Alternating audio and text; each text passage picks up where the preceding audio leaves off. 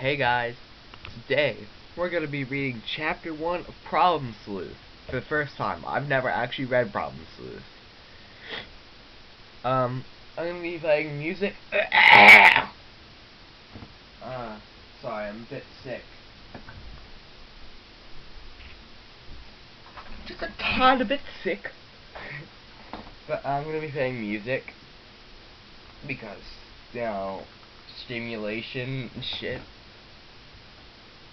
Do you want me to Deltarune Chapter 4 soundtrack? Just gonna skip to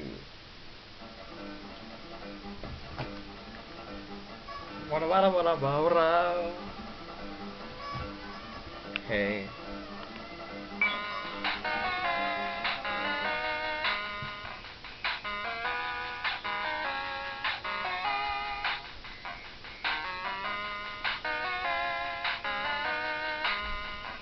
Is that all this is?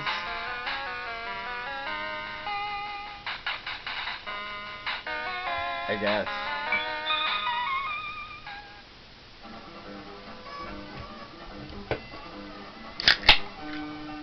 Got it ready my throat, you know?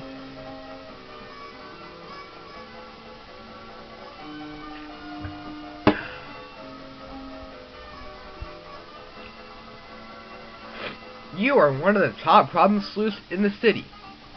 Solicitations for your service are numerous in quantity. Compensation adequate. It is a balmy summer evening. What does that fucking mean?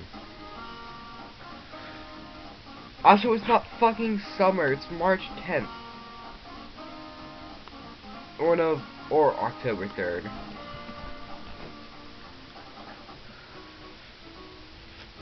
You are feeling particularly hard-boiled tonight. What will you do? Quickly retrieve arms from safe. You've already got arms, numbnuts. Retrieve your gun. There are dames to be rescued.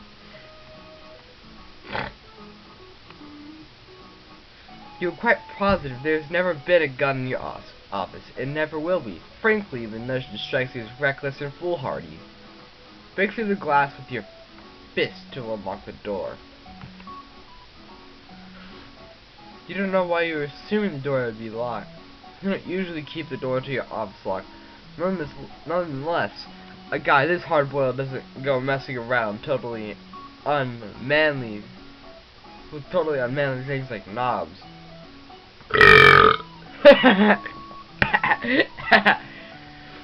You send your meaty fist glassward. Thud.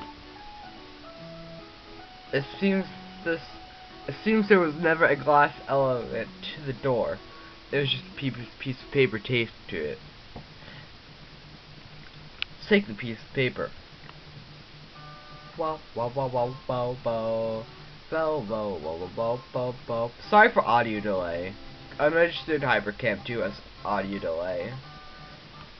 Cause yes, it's not just like a little logo I plastered up there. I actually been fucking using unregistered Hypercam 2.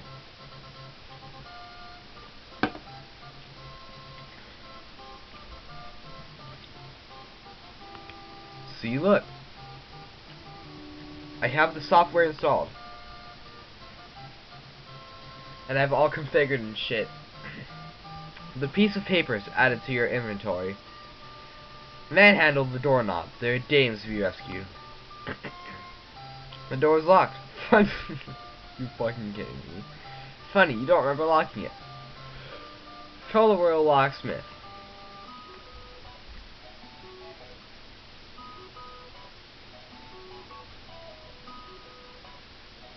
The most plainly obvious course of action is to call a locksmith. You examine the phone. While it appears to be hooked up to an active phone line, the rotary dial and receiver cord are both missing. You won't be talking to anyone on this phone. Check pockets and desks for phone parts. Unfortunately, your desk has no drawers. since it is a board resting on some cinder blocks with boxwood panels sliding. In your pockets, how years bound for returns. You found some candy corn. Get key. You pick up the gun. What? What? The grip is cold against your palm. This is your only friend in the world right now. It's gonna be a long night. Next. Store candy corn in safe. Thinking the precious cargo might not be secure in your pocket, you explore alternatives. But you don't know the combination to the safe. You figure it's probably hidden somewhere in your office. Check the other side of the paper. You've decided to examine the piece of paper. Next. Eureka! You discover the secrets of numerals for the safe. You will use secrets of numerals on the safe. The safe doesn't seem to work. It appears to be just a replica of the safe's facade, concealing something behind it. This is beneath it on the wall.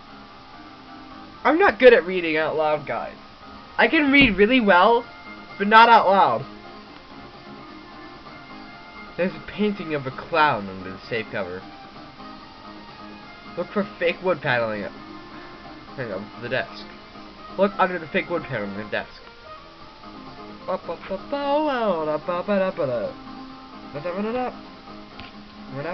What did I do?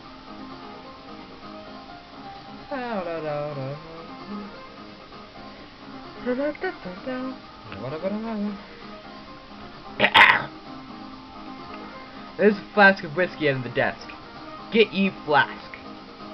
You pick up the flask of whiskey. Drink the whiskey, remember the good old days. How do you expect to drink from the flask of whiskey when it's not in your jacket pocket? Exchange gun for whiskey, then drink.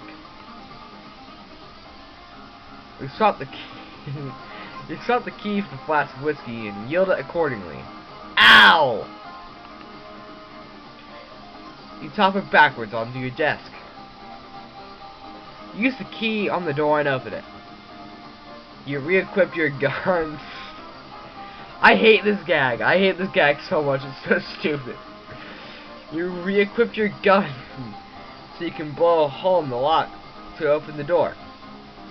It looks like your gun only has one bullet left. Are you sure you want to use it this way? You might need it in case you have holy shit. You might need it you might need it in case you have to off yourself later. Check what is taped to the bottom of the phone. As you stoop to look at the bottom of your phone, your finger slips and blows the lock off the door.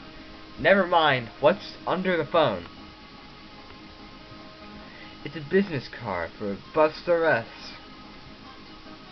Probably a brothel, considering that's what that says, right? That says brothel, considering the lame double entendre slogan and the phone number.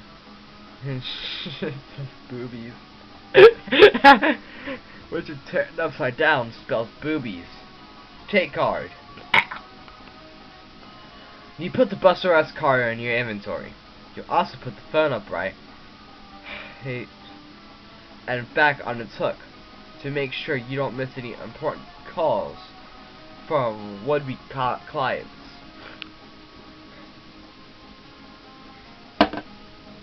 I gotta blow my nose.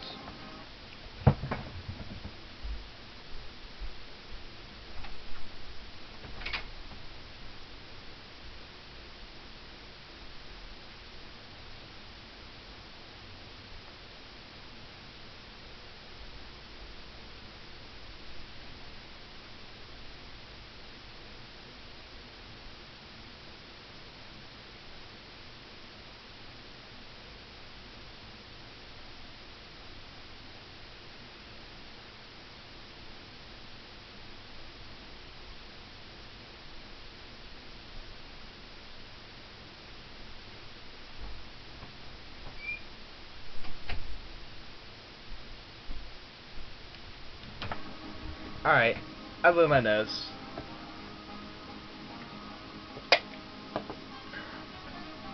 Walk out the room through the new unlocked door.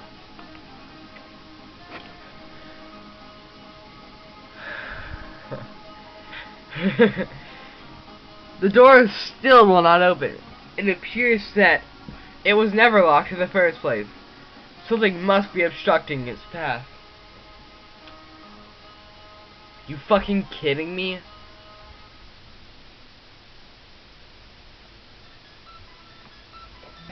Look through the newly made hole in the door. What the fuck? What is that?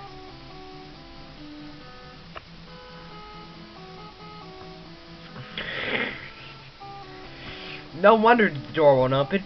Blocking it is an enormous and magnificent bust of Ben Stiller in his role as Starsky in the 2004 WrestleMania comedy remake of Starsky and the Hutch. Lying on the floor appears to be an unfortunate bystander, an employee of Bus R Us. He was polishing the bus right in front of your door for some reason. Oh my god, we fucking killed him. Take the bus sunglasses. You can't reach them. In any case, they're probably just part of the statue, not actual sunglasses. You spend the next half hour trying to reach them. Take a closer look at this mysterious clown picture.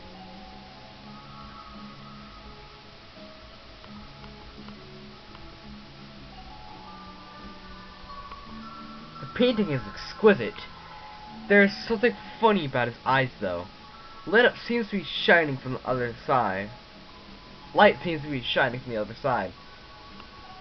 Look through the eyes of the clown. It's too bright in this room to see anything in there. You can hear your voice, though. You can't tell what it's saying. Throw a cinder block at the door. You're just so angry about not being able to reach his sunglasses. You're about to lose it. Sorry, that's just what happens when I drink soda. Your first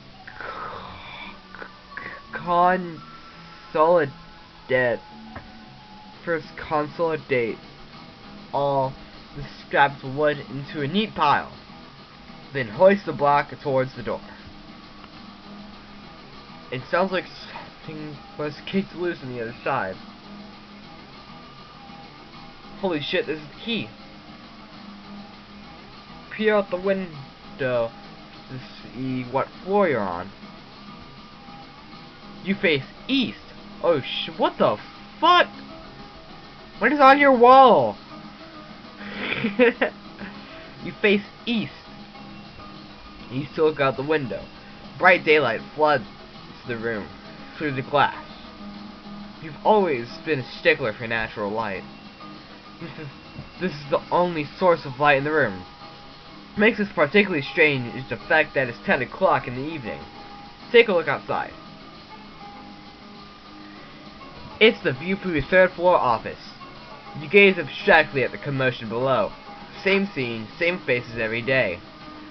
It's like it hardly ever changes. Not that you can afford to pay much attention to the scenery, with your mind wrapped around the latest problems to the Sleuth. Latest problems to Sleuth. Say that again.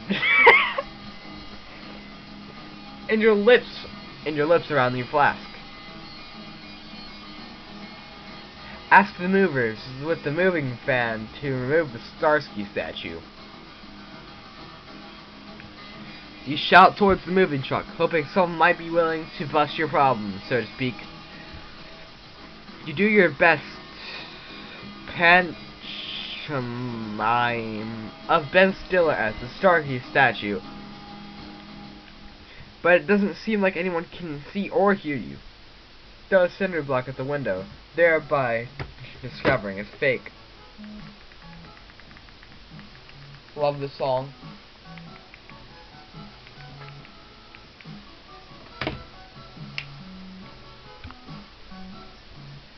I already read this, right? throw a cinder block at the window, thereby discovering it's fake. You think you have a pretty good idea about how your office works right now.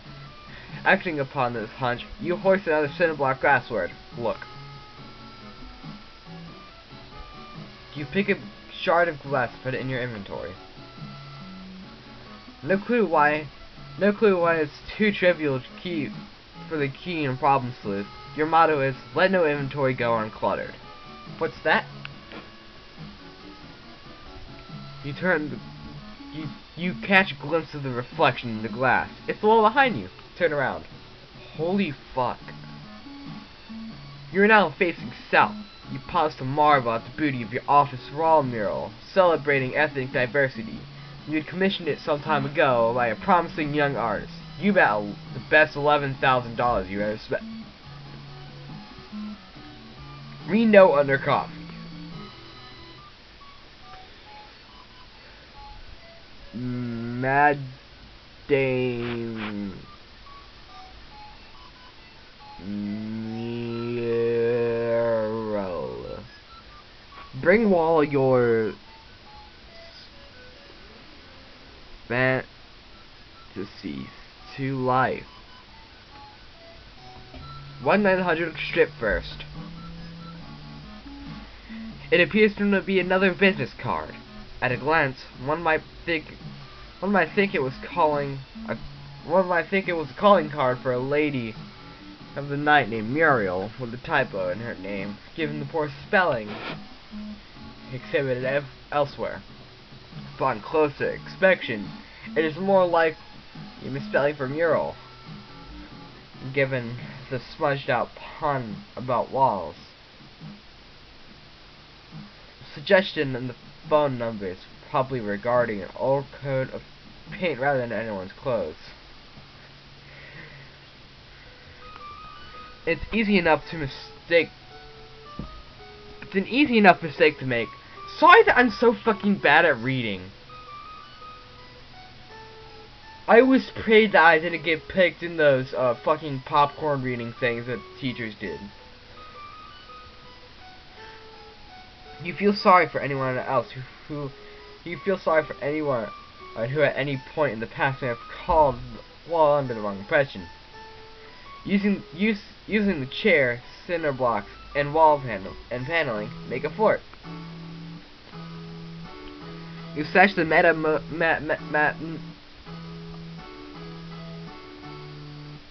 in your inventory and set about making a really cool fort in your office. It is complete with a front step and a chimney. You're really proud of your craftsmanship. Use your imagination to play make-believe. Inside your fort, you're only bound by the walls of your imagination and several small pieces of particle board. Fantasize.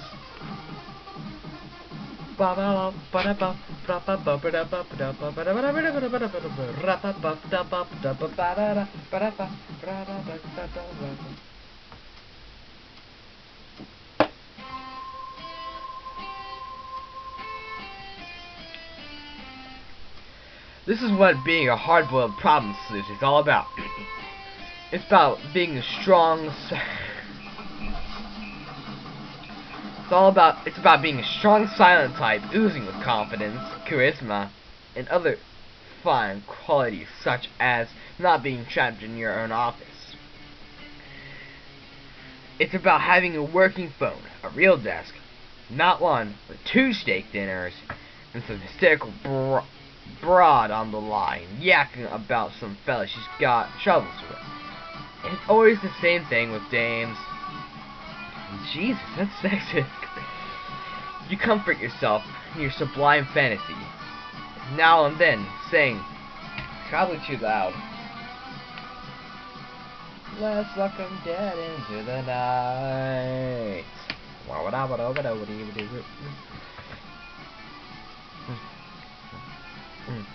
Now come down a second, toots.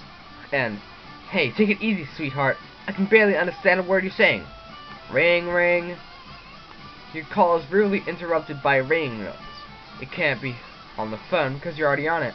Follow me into the dark with your heart as the arc which shall guide you the way.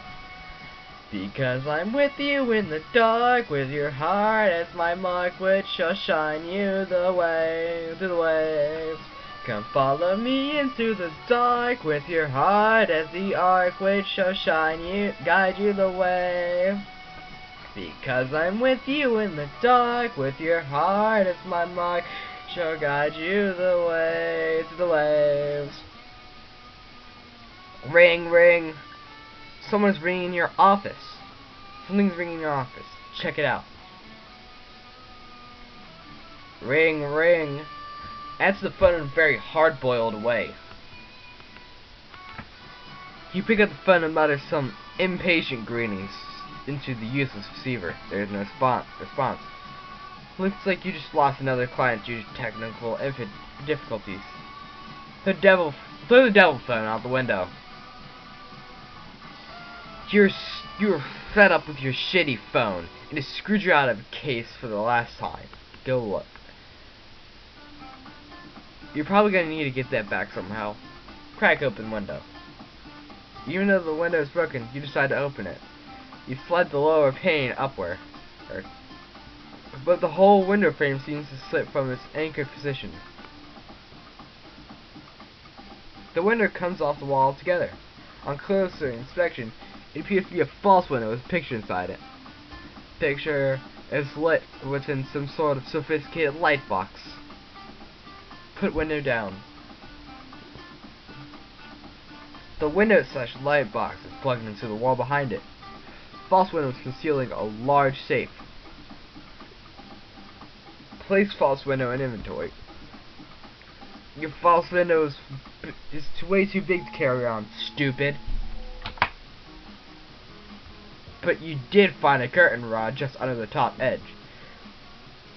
You never did get around to putting up the drapes. Then again, it never did make much sense to cover up the only source of light in your office. You put the curtain rod in your inventory. Use the numbers for the sheet of paper to open the safe. You examine the heavy-duty safe. You must be keeping some serious loot in there. Enter the combination. You enter the sequence of numerals from the piece of paper. The combination works. However, instead of opening the safe, the dial simply just pops open to reveal a keyhole. It looks like it requires a key that looks more like a house key or a car key rather than one of those old-fashioned keys which tend to be littered all over video games. And which you're quite sure you've never seen one laying around in your office. You don't need this piece of paper anymore. Crumple it up and throw it away. You discard the piece of paper. Shoot safe. Your key is out of bullets. Get cinder block and phone receiver out of false window. It's a long way down.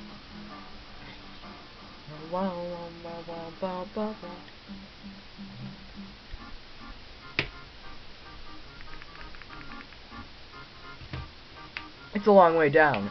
You have to think of a way to reel them back if you ever want them back. Unplug the window to conserve electricity. You unplug the false window, which is probably burning through electricity, with its powerful fluorescent bulbs and strange spatial warping properties. You're not made of money. The room goes dark. Look through the eyes of the clown. With the room darkened, you should be able to see through the painting. Next.